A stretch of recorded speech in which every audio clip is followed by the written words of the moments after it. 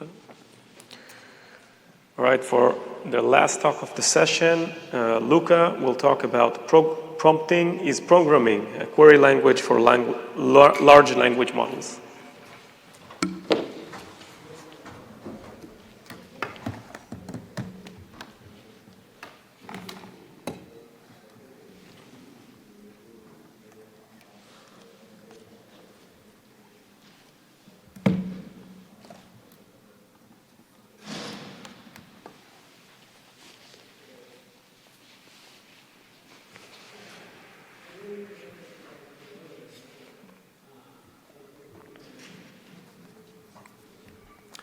Yeah, hi, my name is Luca. I'm going to talk about our paper, Prompting is Programming, a query language for large language models. This is joint work with my colleague Marc and our supervisor, Professor Martin Vechev.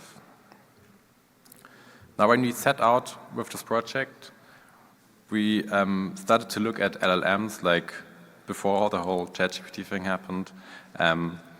But still, like these new large language models or LLMs are really just these powerful text computers, right? People use them for all sorts of interesting tasks. Like you can chat with them, you can do Q&A, you can generate your code, or you can just run simple classification just by asking for it. And the way we started looking at this is, well, we have this new kind of text computer. Can we sort of understand this as a new form of primitive, and can we compose multiple calls to an LLM using LLM as a building block, basically, and can we program with them? And in this work, we basically answer these questions affirmatively and say, well, yes, actually this whole idea of a conversational model enables a new form of programming. Now, before we started getting into designing a language, we thought about what are the core challenges here, what's the problem with using LLMs in this way, and also what's the problem with that many people face now that programmatically integrate LLMs. So the very first thing we noticed is the control is a big issue. Like LLMs are almost these sort of magic boxes. You pass in a prompt, you pass in some input, and sometimes it impressively does what you ask it to do, and sometimes it doesn't. And if it doesn't, all you can do is essentially re-prompt or try to sort of fix it by instruction. But there's no guarantee that it actually will eventually do what you want it to do. Next, LLMs are inherently text-based, so text in, text out. This means the interface you have with them is also text-based, and if you want to use them programmatically, if you want to call multiple LLM calls in chain, for instance, it is hard to get the output out of there. For instance, if you want to do classification, you would want the LLM to answer in a clear yes or no, but sometimes it will just use a different formulation, and in the end you will implement some form of ad hoc parsing just to make sure it's sort of robustly integrated with your application. And then lastly, efficiency is still a big concern. LLMs are really large neural networks, and they're expensive to use. Either you call some API that you have to pay for, or you have to run them locally on some GPU node, and then you have to pay your energy bill. Now, with this core challenges in mind, we set out to build a language that can address some of these things, and what we came up with is LMQL. LMQL is a query language or programming language for large language models, and it starts out with this idea of augmenting natural language prompting with the ability to script and constrain what the model can do. So here on the right, you can see a simple LMQL program. On the high level, it looks very much like a SQL query. And the unique things here are you don't specify just an input to the language model, you actually specify a template of what you would like the output to look like. And also you can actually provide decoding constraints. So you can actually concretely specify in which part of the output the language model is allowed to produce what kind of text. Using this language, we can implement all sorts of interesting downstream applications. You can do classification, you can generate code, you can build agents or essentially LLMs that can call external functions to augment the reasoning.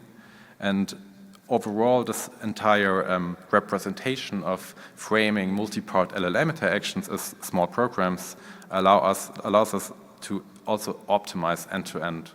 And in fact, the LMQL runtime that executes these kind of queries can save you up to 80% depending on workload in the number of times you have to call the LLM.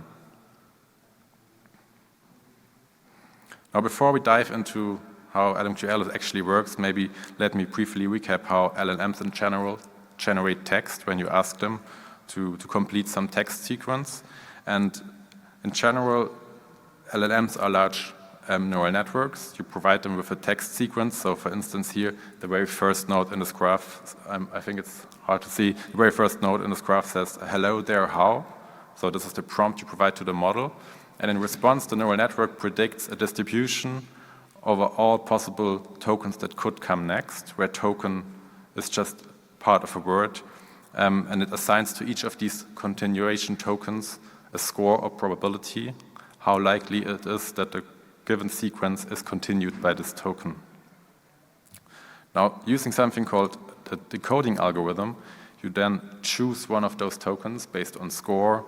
Maybe you choose just the most likely one, meaning you do argmax decoding, or you sample from this as a probability distribution. Either way, you choose one of the tokens as the next token, you append it to your sequence, and you requery the model to predict the next token. You do this iteratively to construct a sequence until eventually the model predicts a designated end of sequence token, indicating that you have completed decoding a full sequence. Now, based on this, let's look again at how LMQL works. So here on the left, you can see a small LMQL program. It starts right out with the argmax keyword. So the very first thing you do in LMQL is you specify the strategy of how you choose next tokens from this distribution. And then you have a part where there's a prompt template specified. And each statement in this prompt template is executed using the LLM. So at the very first position, we have just hello. So this means statically we force the model to, as first token in its output, produce just a token hello. Then as next statement, we have something called a placeholder variable. So in squared bracket, we can denote that the model is supposed to complete this part of our template, meaning we now actually call the LLM. We sample multiple times. We use our decoding algorithm. And in this case, the model will just predict world and new line, allowing us to assign this result, intermediate result, to our variable greeting. We then continue in our program. Now, next, again, we have a static part, so we extend how is at this point and run into the next placeholder variable. Now, what's special about the subject variable is that at the tail end of our query, we also specify a constraint of what we want this variable to satisfy. And our constraint says that subject should be in life or work. So it's constrained to only be one of two tokens, meaning we now again call the language model, but we actually constrain this next token distribution to only two tokens that we allow, so life or work. We call the model assigns a score to each of these tokens, and apparently it scores life to be much more likely at this spot in the sequence, so we can choose life and continue with the remaining part of our query. Now, as you can see from this picture, if you compare to the picture in the last slide, what LMQL does is a form of constrained text generation with LLMs, where in some parts you allow free text generation, some parts you constrain, and some parts you actually statically force a certain sequence to be decoded. There's two core features that allow for this in LMQL. So the very first thing is this idea of having a prompt template. In the simple example I've just shown, this is just a sequential list of text or placeholder variable. But indeed, in fact, LMQL allows any kind of Python code to actually build this template dynamically. So as you can see here on the right, you can just have loops, you can have conditional branching, you can call functions in between. So for instance, a common use for this is to let the model generate some arithmetic expression and then actually evaluate the arithmetic expression using some external Python function that does like faithful arithmetic evaluation. An interesting point to note for some people that are more familiar with also branching decoding algorithms like beam search, we actually support this on also with branching decoders, so you can actually execute these programs in a branching manner. Now the second part, or second core features of LMQL that allows for this form of constraint decoding is this where clause at the tail end of your query, and this is where users can specify high-level logical constraints on the different placeholder variables. So possible constraints are things like maximum character length, stopping criteria. We have the variable must be in finite set of possible answer phrases and other things. Now the way these constraints are enforced is actually not by just validating them after the fact, because this would be expensive. You would have to generate text, validate and backtrack if it does not satisfy your constraints, but instead we rely on something called logit masking, and this means we, at each token that is generated, eagerly execute the constraints and derive a prediction mask. So from this full set of tokens that could come next, we actually limit the model choice to a subset of this that is guaranteed to not violate our constraints. So this is a small video demonstrating this here. So we predict the next token, the model gives us a full distribution. We consider our constraints and remove tokens from the distribution that actually violate this constraint. Now the way we achieve this form of inferring prediction masks just from high-level logical constraints is by introducing a new level of evaluation semantics. So we don't just check validation constraints to be satisfied or not, but we also derive something that we call follow semantics.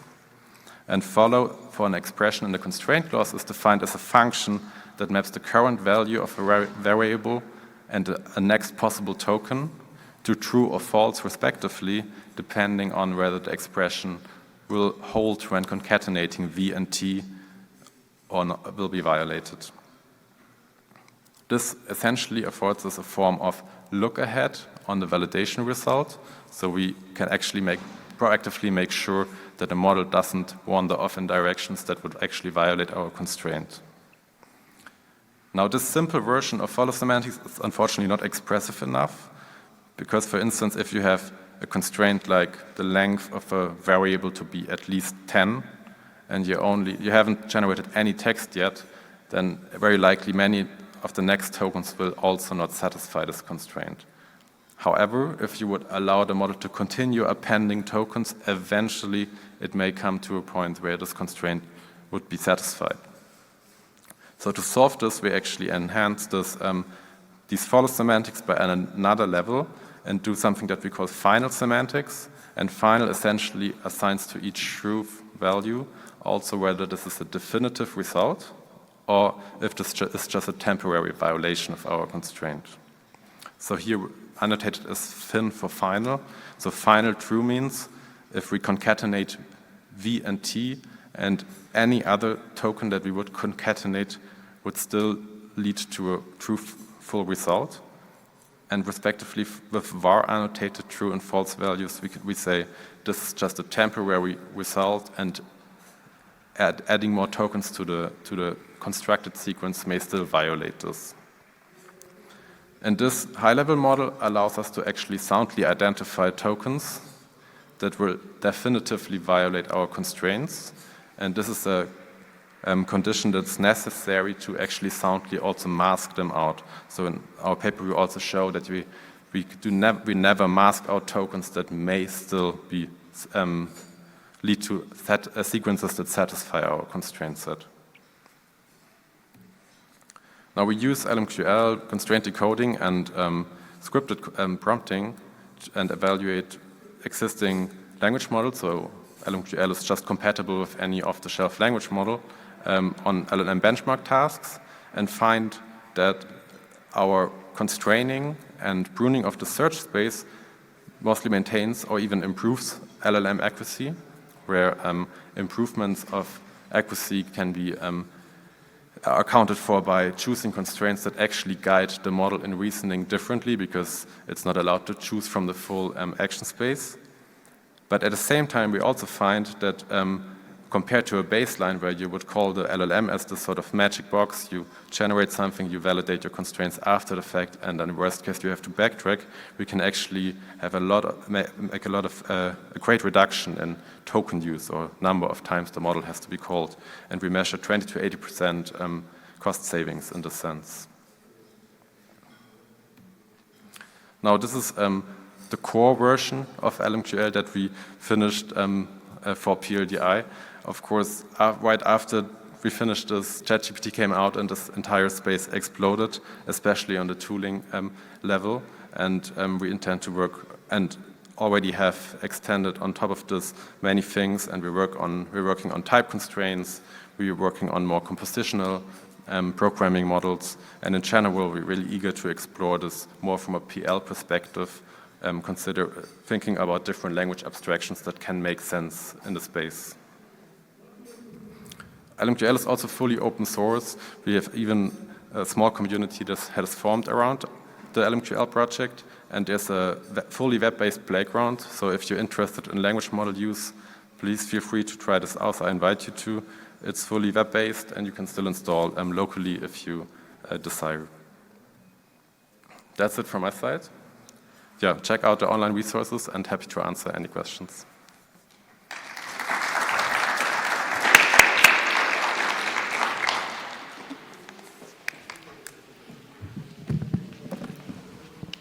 So hi, great talk. So my question is about the fact that I'm just curious how you encoded your constraints, which would actually be over natural language outputs, right? So like you could be having different paraphrasings of the output, or maybe if you are outputting code, then you could have different forms of the code, like which are actually equivalent as such. Like how do you achieve, like how do you encode your constraints in a way that you can actually enforce those?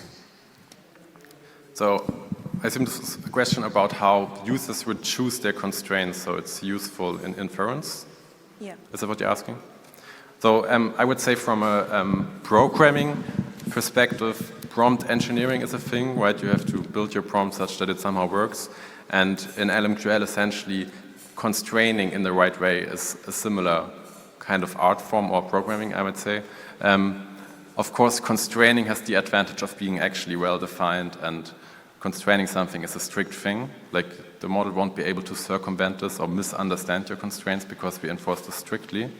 But still, like some design effort and user effort will have to flow into building a useful set of constraints for their concrete problem. So there's no automated way of deriving the perfect set of constraints. So also another question, do you also have like external systems which enforce these constraints, like SMT solvers or something like that? Well, you can just interface with LMQL within Python, so you could build a system that dynamically links into the decoding process and enforces constraints dynamically. We're also working on implementing parsers, so I guess parsing is a very common use case in this sense, but also like more dynamic systems are definitely possible, yes. I see, thank you. Hi, yeah, I'm Ben Zorn from Microsoft Research. First of all, let me just say, I think this is one of the best papers at the conference, and I think the entire conference should pay attention to this problem. I give you great credit for anticipating the problem a year ago, because that's probably when you started the work. But the reality is that the interaction between humans and AI models, like large language models, is just at its infancy. And the idea that you input in text and you get out text is like the very base case. And what you're doing is raising that up. We need to have specifications on the input and constraints on the output. I think what you're doing is wonderful. So let me just ask the first question. Are you familiar with the work, the guidance work that's done at Microsoft Research, yes. Which is similar? I'd like to hear your thoughts on the relationship. Yeah, I think, I mean, this is still very early in the space, right? And obviously the guidance, I think it's a concurrent effort as far as I know, and it's a really cool project also. I think philosophy-wise, guidance is essentially a templating language, and we're really aiming for a programming language. So we're looking into control flow, also more compositional constructs like function calling, and having modular code and not just one flat template of text that is being generated. But I guess this is more about project philosophy and long-term language design. So I think, yeah, I mean, fundamentally guidance also is based around this idea of constraint decoding, which in general I think is a quite fruitful direction. I hope lots of work will follow. So one other related question. So have you thought about the augmentation of these models with tools and the incorporation of tools like call outs to other, now there's things like, the models call search engines, they can call vector stores, et cetera. Have you thought about the integration of that capability into LMQL? Yeah, like in fact, there's already work on this from our side, which, yeah, the idea of exposing functions to language models, essentially. Mm-hmm. I think there also the programming language perspective makes a lot of sense. You can, in this, like there's an extension of LMQL essentially that allows you to expose any Python function to the language model, and it will automatically call if it deems it useful. Mm-hmm.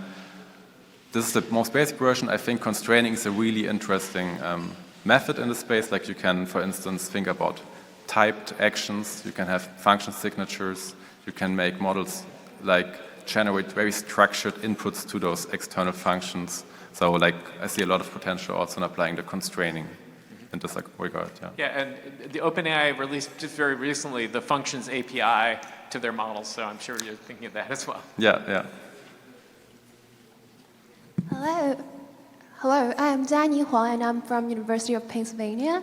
I have two questions. So the first question is, first you have mentioned these large language models are basically magic boxes, and later you have mentioned about you want to improve the robustness of their output. I kind of wonder what kind of metric do you have in mind to evaluate the output's robustness, because it is essentially hard as it is a total black box, for example, a GPT-3 model. Yeah, so robustness, we think about in this project mostly in the programming sense. So essentially, the core problem you have already nowadays, you ask the language model, please answer these questions, please only answer in yes or no. And sometimes it will do this, or most of the time, and then sometimes it doesn't, and you have like a 10% error rate suddenly in your complicated software system, and yeah, this propagates down the line, of course, so it's not really usable in the sense. So what we think about robustness more in the sense of output format is guaranteed. Of course, the core information, like if it's wrongfully yes or no, this could still be wrong, but at least the format is robust. Okay, thank you. This answers my question. And the second question is, considering a classification task as you have proposed inside the paper, conceptually, what the language model doing is essentially saying the likelihood of which should be the next token inside the whole context. While what we are actually desire to query is a classification problem according to like what is, for example, what is the next most important thing that you want to take, which is kind of semantically not equivalent to what is the next token. Like, how do you interpret this question? Yeah, I mean, the problem is, I guess, the standard way to do this is like the yes-no example, right? You have a binary classification problem, you limit the prediction space to yes or no, and then you consider this a classifier. This is problematic because maybe there is also more information in the model if you also consider true and false as valid responses, and these are separate tokens, so different probability mass is allocated to them. So I think, yeah, this is definitely a limitation of using LLMs as a classifier. I would say this is actually the clean version of doing it already. Other people are just asking the language model, can you give me a classification for this, and also a confidence value, and it will predict something, which is not clear what it actually is, but yeah. No, but I agree in the sense that it's not semantically super, clean. True. Thank you so much. Thank you. Hi, great talk. I got in, I think, just after your first slide, or second slide, so my apologies if this is redundant. There's this thing called LangChain. I'll confess, it seems like a giant nothing, but a lot of people seem to think that there's something there. So maybe you know what's there, and you can contrast your something with their nothing. That would be awesome. Yeah, sure. Of course, this comes up a lot. I think a lot of people are building in the space, so there's lots of different options. Basically, everything is being tried at this point, so which is also good in an exploration kind of sense. From a programming standpoint, I think LangChain is a compositional framework, so it's about chaining multiple calls to language models together, or like agents where you ask it over and over to do something. And we're really mostly focused on this one call that may be multi-part, but we're not as much focused on a compositional level. We do intend to explore this more, like essentially we haven't done this for time reasons, more or less, so far. But I think most of the compositional level of chaining LLMs or doing maybe even MapReduce kind of computations, all of this is essentially already there in existing languages, right? The language model call is also just a function call, right? So that's, yeah, my 2 cents. Okay, cool, thanks. Hello, thank you for the talk and for your work. One thing I was thinking while you were doing the talk is that when you're asking for a structured response that maybe has multiple components in the response, a lot of times as you get further into the response, you're going to get a bias because your later answers are not only feeding off of the prompt that you had given, but also the first part of the response, because you're walking down this like token pathway that is going to give you kind of like a different answer based on what previously had already been answered. So maybe you're asking like for an answer to something and also a confidence interval on the answer. The confidence interval is not going to be right because it's going to be tied to the thing that was already generated. I'm wondering, in addition to the cost savings benefits that you've described, if you've seen this, and if you think that this is also, it seems clear to me that this is like a benefit of this, so I'm just wondering if you've looked into that at all, that you could, essentially by generating multiple queries to the language model, could eliminate this bias. So you're proposing to have, like, when you have a list of questions, to run them in parallel without having them in one long interaction log, essentially? It would seem like if you are generating each section of the response independently, that like some of this bias of being a certain way down like a decision chain might be eliminated. I'm just wondering if that's true or not. Yeah, I mean, I definitely have observed this too. Like, if once the model gives a certain response, it's likely to give the same response if it actually sees its previous result. I mean, this is also what ChatGPT often does because it can see its previous answers. So definitely, I think in this case, it would make sense to probably run multiple queries in parallel. Like, we also support this. Like, with a fully async API, you can run lots of questions in parallel and then aggregate in the end, for instance. Right. Because it might turn out that like not each of your pieces of the response need all of the other pieces in order to be answered, right? Say that again, sorry. It might turn out that some of the answers to parts of your response don't actually need the previous context of the rest of the parts of the response. Yep. Yeah, could be, but well, then you have to find either you have to make this as a model assumption, or you have to somehow find out if this is the case in an automated way. So, cool. Yeah. All right. Thank you. Thank you. Quick two-part question.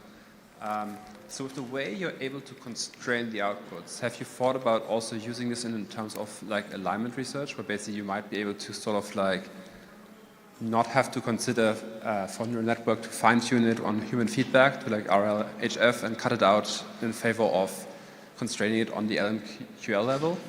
And also inside of when you are benchmarking different models, did you see a large difference between models of your control layer having to intervene between, let's say, a model which has seen RLHF and a model which has not seen fine-tuning on human feedback?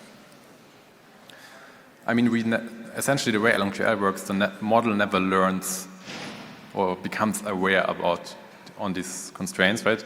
It's never shown those constraints. In an RLHF, like in an RLHF framework, you would just say, please give me an answer in less than 10 words, and then sometimes this will work and sometimes it won't, right? And the way we're enforcing constraints is strict, so after 10 words, we just cut the model off, there's no way it will produce any other word. This works with foundation standard vanilla models and RLHF trained models. Of course, RLHF models don't need as much future demonstrations oftentimes. So you can right away ask questions and get it out. Thank you. All right, let's thank the speaker again.